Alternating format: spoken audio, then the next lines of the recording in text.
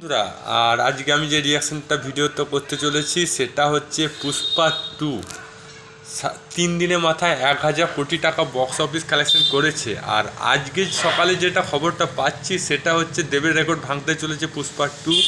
কারণ 40 কোটি টাকা বক্স অফিস কালেকশন ওয়েস্ট বেঙ্গলে হয়েছে। তার মানে দেবের 50 কোটি টাকা হয়েছিল চাঁদের পাহাড় সিনেমা কি অনেক বছর আগে, সেই রেকর্ডটা ভাঙতে চলেছে।